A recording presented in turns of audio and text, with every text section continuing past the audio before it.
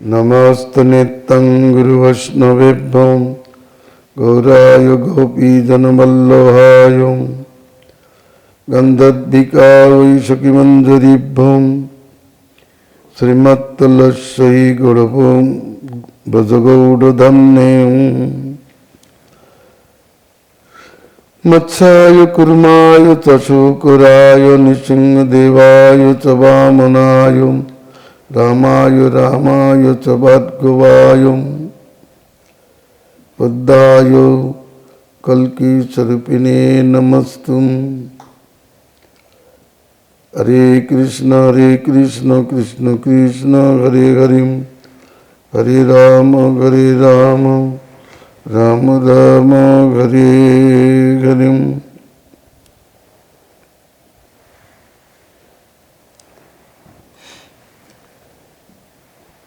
परम विजयते श्री कृष्ण संकीर्तनम श्री श्री कृष्ण चैतन्य चंद्र विजयते तमम।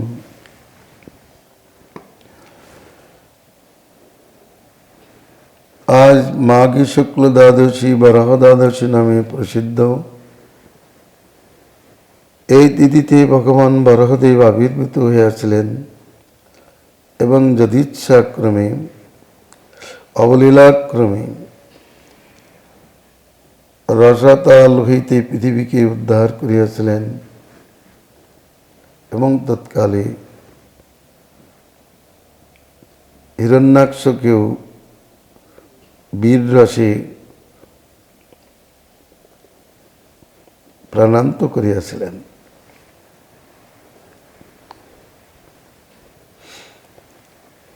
ভগবান বিচিত্র কর্মা এবং বিচিত্র জন্মা, বিচিত্র ধর্মা এবং বিচিত্র শর্মা। তার জন্মকর্ম সবই বৈচিত্র্যপূর্ণ। পৃথিবীকে তোলবার জন্য, রসাতল থেকে পৃথিবীকে উদ্ধার করবার জন্য তাকে তিনি শুকর মূর্তি ধারণ করিয়াছেন, যেটি আশ্চর্যের বিষয়। তিনি অন্যরূপেই তুলতে পারেন, কিন্তু জগতে নিন্দারতিকে প্রকাশ করবার জন্য তিনি এইরূপ একটা নিন্দিত রূপ ধারণ করিয়াছেন। হিরণ্যাক্ষ ব্রাহ্মণ সন্তান হইয়াও নিন্দিত চরিত্রের অধিকারী। ক্ষত্রিয় ধর্মকে আশ্রয় করিয়া নিন্দিত কর্মের অধিকারী। তাকে দমন করবার জন্য, তাকে প্রাণান্ত করবার জন্য, অভিশাপান্ত করবার জন্য ভগবান সত্যযুগে বরাহমূর্তিতে আবির্ভূত হয়েছিলেন। ভগবান বরাহদেব দুইবার আবির্ভূত হয়েছেন। প্রথমে স্বয়ম্ভব মন্বন্তরে তিনি ব্রহ্মার নাসারন্ধ্র থেকে আবির্ভূত হয়েছিলেন শ্বেতবরাহ স্বরূপে। সেকালে হিরণ্যাক্ষাদির জন্ম হয় নাই, কেবল তিনি রসাতলগত পৃথিবীকে উদ্ধার করিয়া নিজ শক্তিকে তাকে স্থাপিত করিয়াছিলেন। পরবর্তীকালে চাক্ষুষ মন্বন্তরে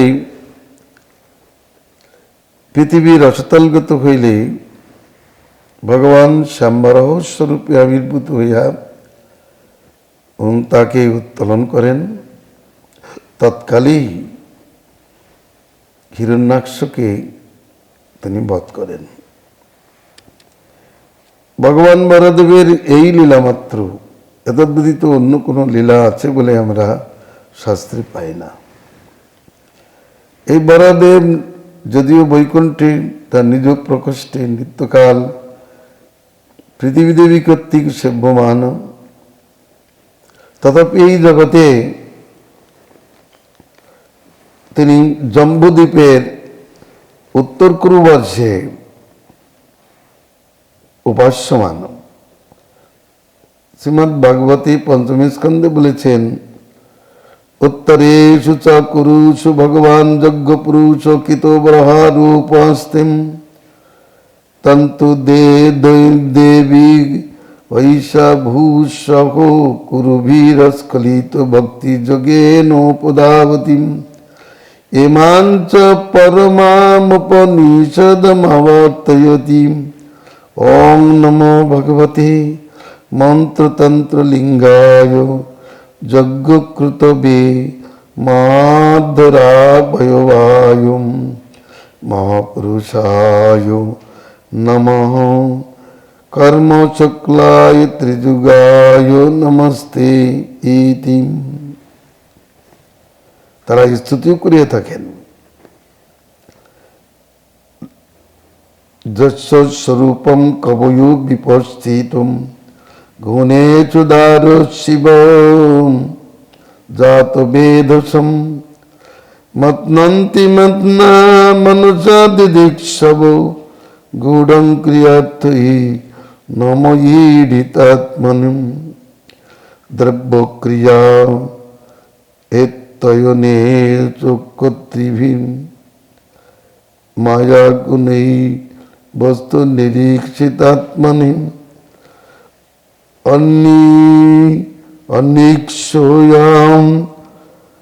অনিক্ষয়ঙ্গাতিশয়াত্মবুদ্ধিভি নিরস্ত মায়াকৃতয়ে নমো নমঃ ইত্যাদি।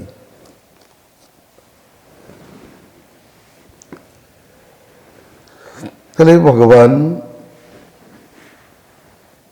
কেবলমাত্র পৃথিবী উদ্ধারণ লীলাই করিয়া থাকেন। তিনি অন্য কোন লীলা করিয়াছেন এমন কিছু জানা যায় না। তবে সেই বরাহ যজ্ঞ বরাহ স্বরূপে আবির্ভূত হয়েছিলেন। সৃষ্টির প্রাক্কালে প্রায়ম্ভমান্তরে ব্রহ্মা তার অঙ্গ প্রত্যঙ্গ হইতে নানা প্রকারের সৃষ্টি করিয়াও যখন সৃষ্টি বৃদ্ধি করিতে পারিলেন না, তখন চিন্তায় পড়িলেন। সঙ্গে সঙ্গে তার দেহটি দ্বিখণ্ডিত হইল। তার দক্ষিণ খণ্ড হইতে একটি সুপুরুষ আবির্ভূত হইলেন এবং বাম খণ্ড হইতে একটি সুরূপা নারী আবির্ভূত হইলেন। ব্রহ্মা তাদের নামকরণ করিলেন স্বয়ম্ভব, মনু ও শতরূপা রূপে। তারা বদ্ধকারে নিজেদের কর্তব্য জিজ্ঞাসা করিলেন। ব্রহ্মা তাদের কার্যকারিতায় অত্যন্ত প্রসন্ন হয়ে বলিলেন, তোমরা প্রজা সৃষ্টি করো, ধর্মপথে প্রজা পালন করো এবং যজ্ঞেশ্বরের আরাধনা করো। ইহাতেই আমার প্রতিকৃত্য সমাপ্ত হইবে।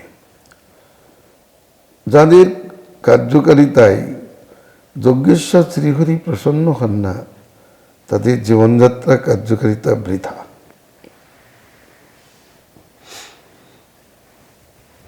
মনু শতরূপা বলিলেন, প্রভু, প্রজা সৃষ্টি করিয়া কোথায় রাখিব?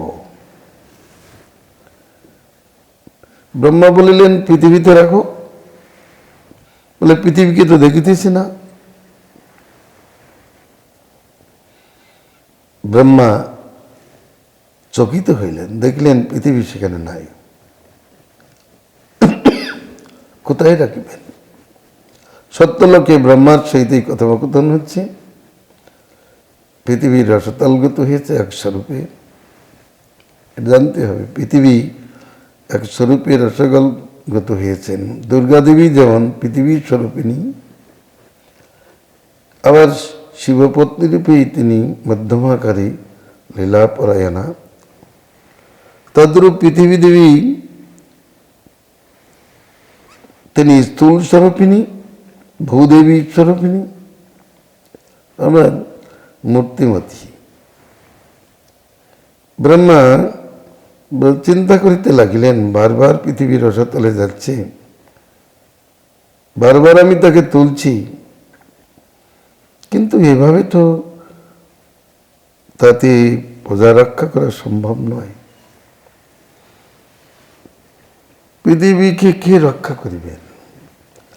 পৃথিবী যদি জলে তলিয়ে যায়, ডুবিয়া যায়, তাহলে তাহাতে প্রজাবিন্দু থাকিতে পারে না। যাই হোক, যিনি আমাকে সৃষ্টি করতে বলিয়াছেন তিনি আমার মনোরথ পূর্ণ করিবেন। এইরূপ চিন্তা করিবা মাত্রই একটি হাসির উদয় হইল। তাহাতে তার নাসারন্ধ্র হইতে, দক্ষিণ নাসারন্ধ্র হইতে একটি বরাহ ছানা নির্গত হইল। দেখিতে দেখিতে বিশাল আকার ধারণ করিল, শরীর দ্বারা আকাশকে বেষ্টন করিল। কিছুক্ষণ পরেই বিশাল গজরূপ ধারণ করিলেন। ব্রহ্মা দেখিলেন তার শ্রীঅঙ্গে সমস্ত যজ্ঞগুলি বর্তমান। ব্রহ্মা বুঝিতে পারলেন যজ্ঞবরদেব আবির্ভূত হইয়াছেন। অতএব বদ্ধ করে তার স্তুতি করিতে লাগিলেন।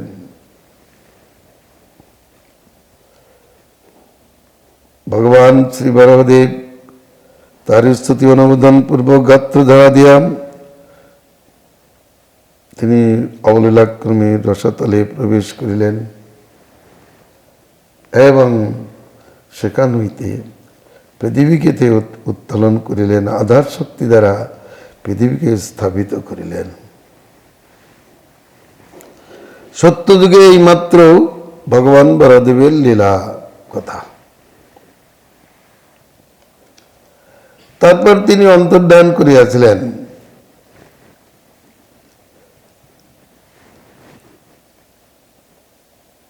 ব্রহ্মা স্বয়ম্ভব মনু সেখানে প্রজা সৃষ্টি করিতে লাগিলেন। স্বয়ম্ভব মনু 3 কন্যা 2 পুত্র, উত্তানপাদ, প্রিয়ব্রত 2 পুত্র এবং আকুতি, দেবতী, প্রসূতি 3 কন্যা।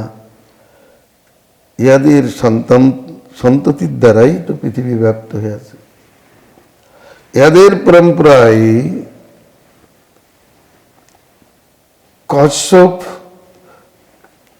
এবং দিতি হইতে দৈত্যদের জন্ম হয়। কশ্যপের 18টি পত্নী, দিতি, অদিতি, দনু ইত্যাদি। শর্মা হইতে কুকুর জাতির জন্ম, ইলা হইতে বৃক্ষ জাতির জন্ম, অদিতি হইতে আদিত্যগণের দ্বাদশ সূর্যের জন্ম, দিতি হইতে দৈত্যগণের জন্ম, দনু হইতে দানবগণের জন্ম।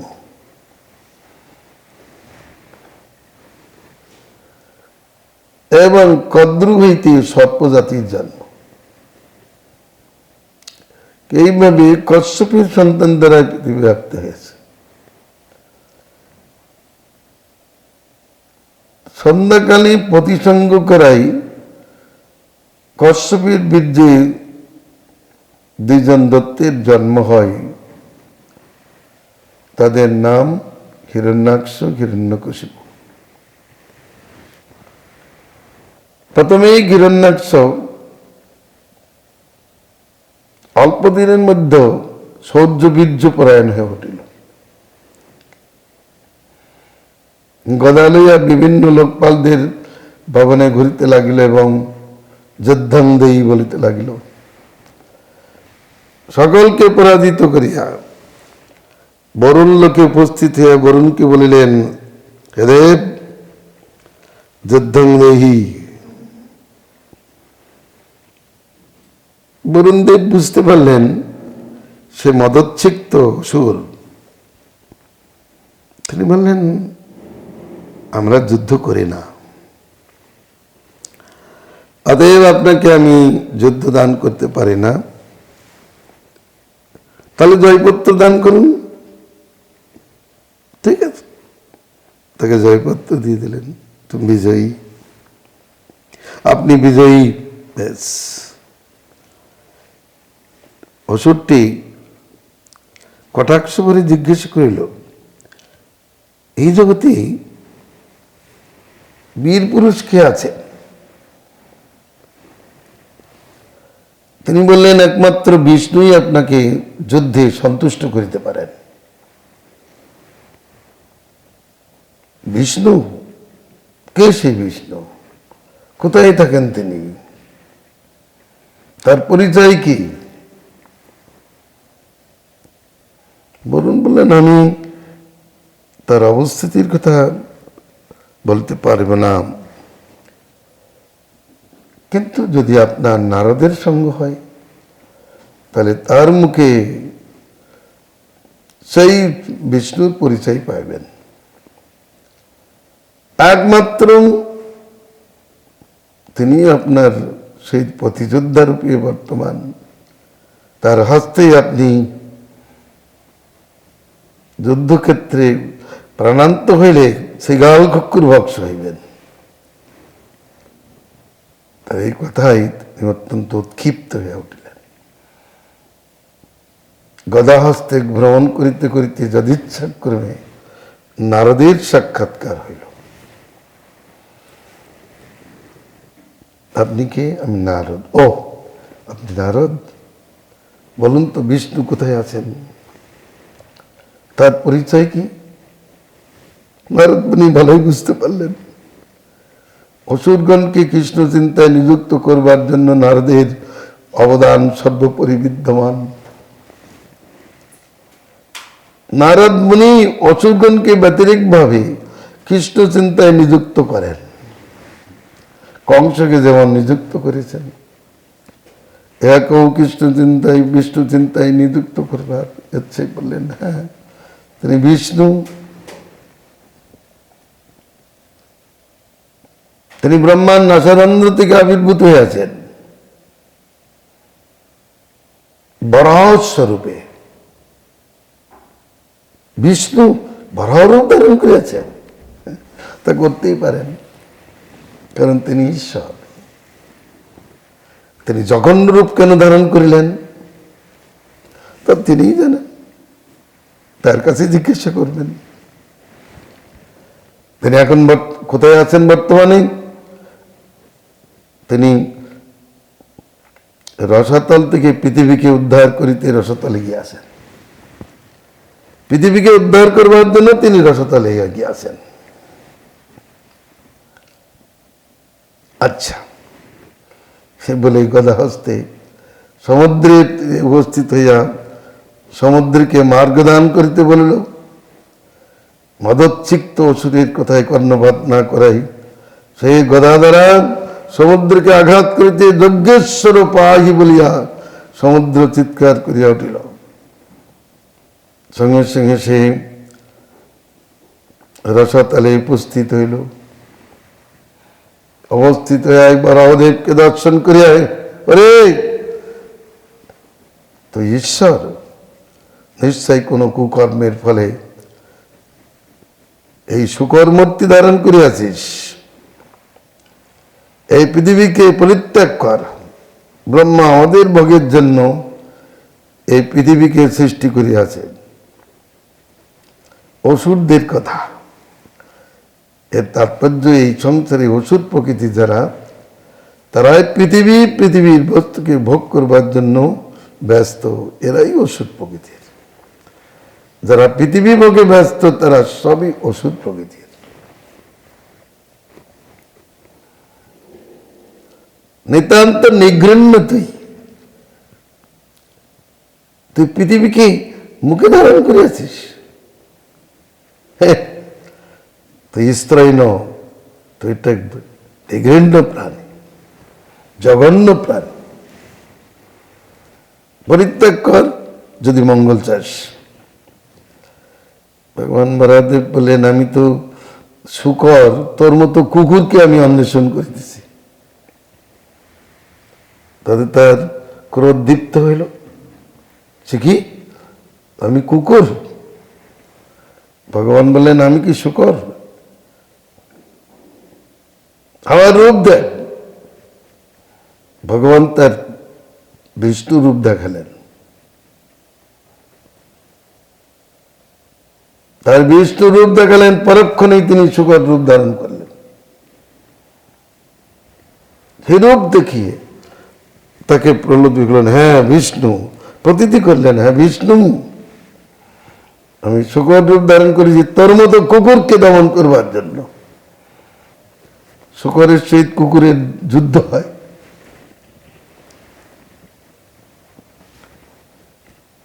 তাহলে ঠিক আছে, পৃথিবী ভয়বিহ্বল হয়ে পড়েছেন, তাকে আধার শক্তি দিয়ে যুদ্ধে তিনি, সে যখন গদাধর আঘাত করলো তার বক্ষস্থলে, পুষ্পের মতো লাগলো, তাতে কিছুই হলেন না। ভগবান অবলীলাক্রমে পৃথিবীকে আধার শক্তি দেয়া স্থাপিত করিলেন এবং তার সহিত যুদ্ধে লিপ্ত হইলেন। বিশাল গদা যুদ্ধে চলিতে লাগল। ভগবান তার সহিত খেলাচ্ছেন। ওহিমুচিকবধ অথবা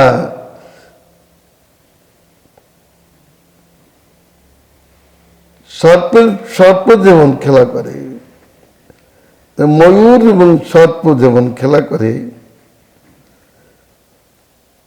তেমন ভাবে তাকে খেলাতে লাগলেন। ধরেন আর ছাড়েন, তাকে ধরে ফেলে দেন, সে উঠে আবার তাকে আঘাত করে। এমন ভাবে যুদ্ধ চলল। কখনো কখনো ভগবান এমন করলেন, তার গদার হাতে, তার হাতেতে গদা পড়ে গেল। বাহ! অসুরদের মধ্যে জয় জয়কার পড়ে গেল, দেবতাদের মধ্যে হাহাকার পড়ে গেল। সে কি, ভগবানের হাতের থেকে গদা পড়ে গেল। স্মরণ মাত্রে গদা চলে আসে। ভগবান এবার তার গদাকে চূর্ণ করে দিলেন। সে ত্রিশূল ধারণ করলো, ত্রিশূলকে চূর্ণ করলেন।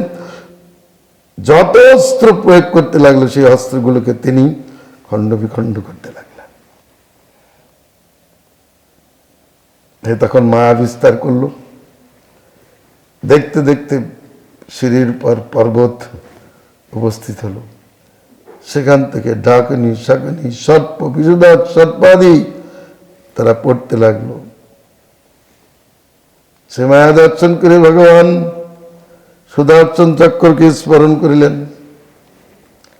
সুদর্শন চক্র সেখানে উপস্থিত হতেই সেই মায়া বিনষ্ট হলো।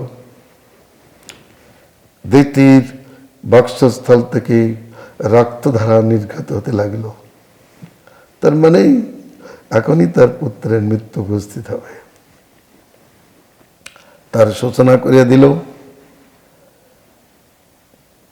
এদিকে ভগবান তার সঙ্গে তো বিহার করতে লাগলেন। সে তো হয়েছে, অস্ত্র চলে গেছে, তখন দুই বাহু মুষ্টি করিয়া তার বক্ষস্থলে আঘাত করিলেন। ভগবান কিছুতেই কম্পিত হলেন না। এবার তিনি ভগবান সুদর্শন চক্র দিয়ে তাকে হত্যা করলেন না। তিনি কিন্তু খেলতে খেলতে এমন এক ভাগে, এমন একটা বক্সিং তার কপাল দেশে মারলেন, তাকে পদদলিত করলেন, তাতেই সে প্রাণান্ত হয়ে পড়িল। আকাশ থেকে দেবতাগণ জয়ধ্বনি পূর্বক বরদেবের স্তুতি করিতে লাগিলেন। ব্রহ্মা আসিয়া যজ্ঞ বরের স্তুতি করিলেন। আমাদের জয়দেব গোস্বামী এরকমই বন্দনা করেছেন। ক্ষিতিরিহ বিপুলতরে তিষ্ঠতি তব, না বলা ভুলে গেল, বসতি দশন শিখরে ধরণী তব লগ্নম শশিনী কলঙ্ক কলে বনিভগ্নম কেশবধৃত শুকর রূপ জয় জগদীশ হরে, জয় জগদীশ হরে। ভগবান বরদেব কি জয়। বরদেব দুই প্রকারের, বরাহ মুখ বিশিষ্ট, চতুর্বাহু বিশিষ্ট এক বরাহ আছে, আর এক বাহু তিনি বরাহের মতো চতুষ্পাদ বিশিষ্ট। কখনো ভগবান এই রূপ ধারণ করেন যে চতুষ্পাদ বরাহ রূপে, কখনো মনুষ্যাকৃতি হয়েও তার বদনখানি বরাহাকৃতির। পৃথিবীকে তিনি উত্তোলন করেছিলেন, ধারণ করেছিলেন, তার স্পর্শে পৃথিবী গর্ভবতী হয়েছিল। তার গর্ভ হইতে নরক নামক একটি পুত্রের জন্ম হয়। অসৎ সঙ্গে নরক হয়ে গেল দুরান্ত। তার বয়স বাড়তে বাড়তে চলল, শোণিতপুরে সে রাজত্ব করিতে লাগল। উচ্ছিক্ত হয়ে গেল দাপর কাল। যে সময় বহু রাজকন্যাকে সে কারাগারে আবদ্ধ করে রাখিল। স্বর্গীয় দেবতাদের কণ্ডালাদি হরণ করিল। ইন্দ্রের প্রার্থনায় ভগবান সেখানে উপস্থিত হলেন প্রাগজ্যোতিষপুরে।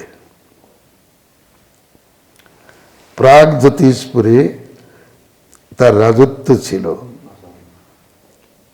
আসাম প্রদেশে তার রাজত্ব ছিল। ভগবান সত্যভামার সহিত সেখানে উপস্থিত হলেন।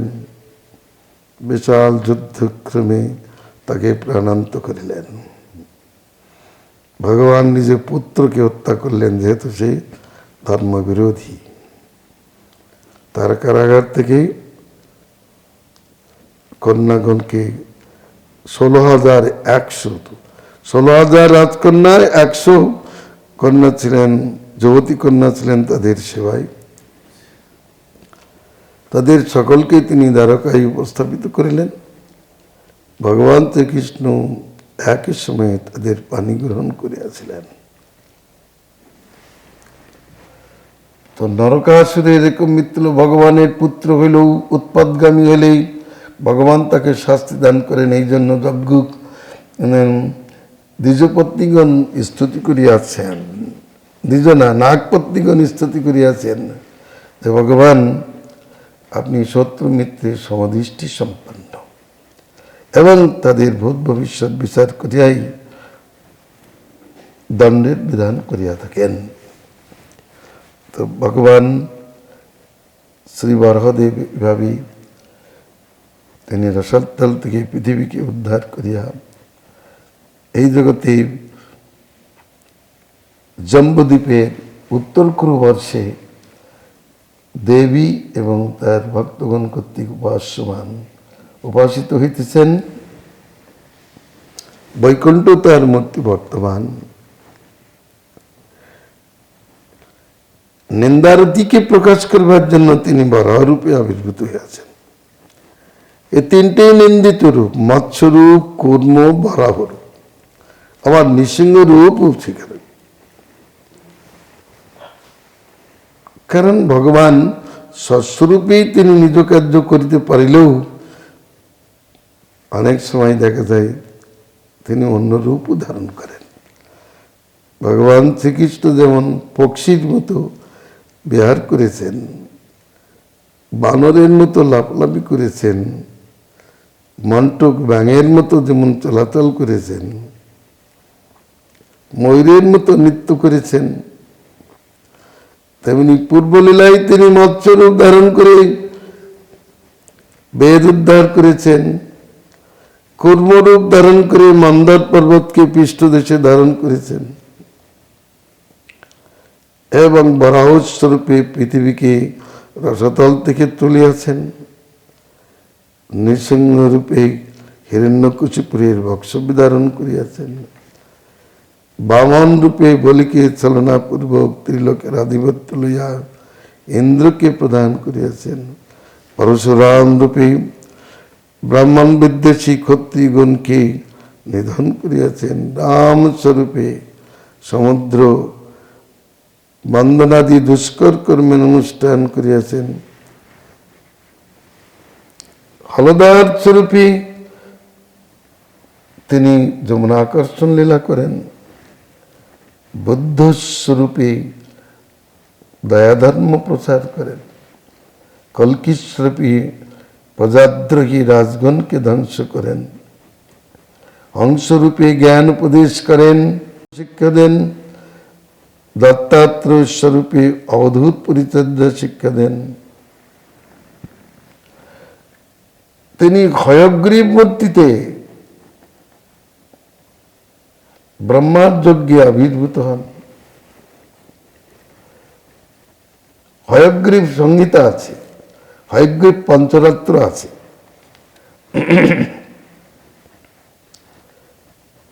তাছাড়াও তিনি পিতৃরূপে পৃথিবীকে পালন করেন, সেটা সপ্তাবিশ অবতার বিশেষ। নারদ রূপে ভক্তিযোগ বিস্তার করেন, ব্যাস রূপে বেদ বিভাগ করেন।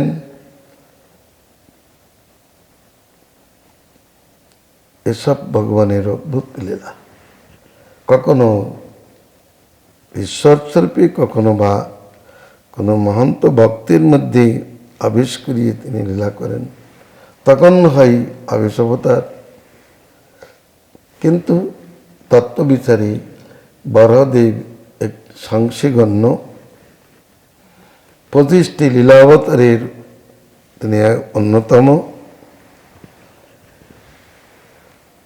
ভগবান বরাহদেব জয়যুক্ত হন। তিনি পৃথিবীকে বৃন্দাবনের মহিমা গান করে শুনিয়েছেন।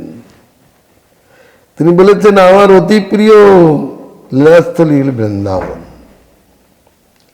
বৃন্দাবনের মহিমা তিনি গান করেছেন, দ্বাদশ বন এর পরিচয় দান করেছেন। তার ওই সংহিতা বরাহ সংহিতা নামে প্রসিদ্ধ। বৃহৎ বরাহ সংহিতা। যাই হোক, ভগবানের এই চরিত্র, এই তিথিতে ভগবান আবির্ভূত হইয়াছিলেন বলিয়া ভক্তগণ তার তিথি উপবাসাদি যোগে পালন করিয়া থাকেন। কিন্তু গতকাল একাদশী থাকায় আজ ভগবান বরাহদেবের অর্চনান্তে পালনের ব্যবস্থা আছে।